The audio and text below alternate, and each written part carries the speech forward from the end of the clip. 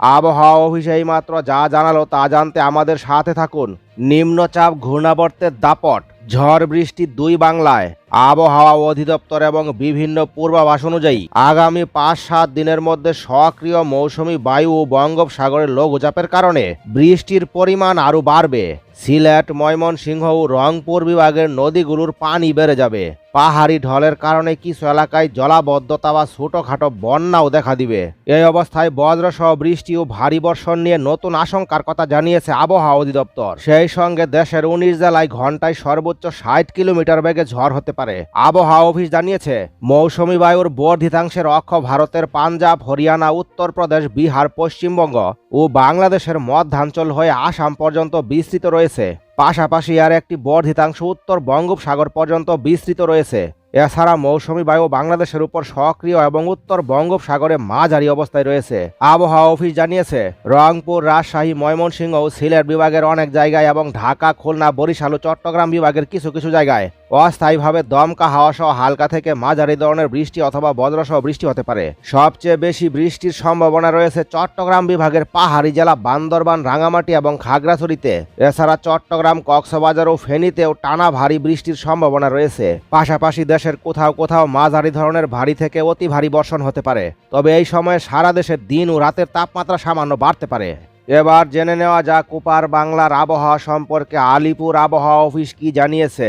নিম্নচাপ ঘূর্ণাবর্তের দাপটে দক্ষিণবঙ্গের ৩ জেলায় ভারী দুর্যোগের সম্ভাবনার কথা জানিয়েছে আলিপুর আবহাওয়া অফিস। আলিপুর আবহাওয়া অফিস জানিয়েছে, উত্তর পশ্চিম বঙ্গোপসাগর এবং সংলগ্ন উত্তর উড়িষ্যা ও পশ্চিমবঙ্গ উপকূলের উপর একটি সুস্পষ্ট নিম্নচাপের সৃষ্টি হয়েছে। এর ফলে মুষলধারে ভারী বৃষ্টির সাক্ষী হতে চলেছে কলকাতা সহ সমগ্র বাংলা। শনিবার থেকেই নতুন করে বজ্রবিদ্যুৎ সহ প্রবল বৃষ্টির সম্ভাবনা রয়েছে বলে খবর। দক্ষিণবঙ্গের আবহাওয়া নিয়ে আলিপুর আবহাওয়া অফিস জানিয়েছে, শনিবার থেকে ভারী বৃষ্টিপাতের সম্ভাবনা রয়েছে পুরুলিয়া, বাঁকুড়া এবং ঝাড়গ্রাম জেলায়। এর পাশাপাশি বজ্রবিদ্যুৎ সহ প্রবল বৃষ্টিপাতের সম্ভাবনা রয়েছে পূর্ব ও পশ্চিম মেদিনীপুর, হাওড়া, কলকাতা জেলায়। বৃষ্টির পাশাপাশি ঘন্টায় ৪০ থেকে ৫০ কিলোমিটার বেগে দমকা হাওয়া বইতে পারে বলে খবর।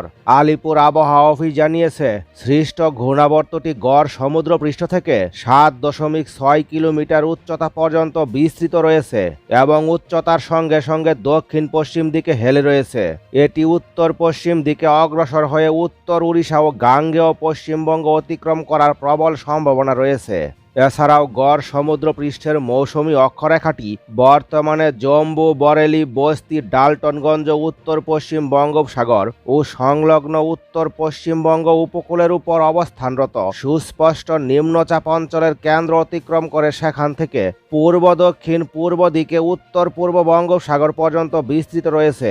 উত্তরবঙ্গের আবহাওয়া সম্পর্কে আলিপুর আবহাওয়া অফিস জানিয়েছে, শনিবার থেকে উত্তরবঙ্গের দার্জিলিং, আলিপুরদুয়ার, কালিম্পং এবং জলপাইগুড়ি জেলায় ভারী বৃষ্টিপাতের জন্য হলুদ সতর্কতা জারি করা হয়েছে।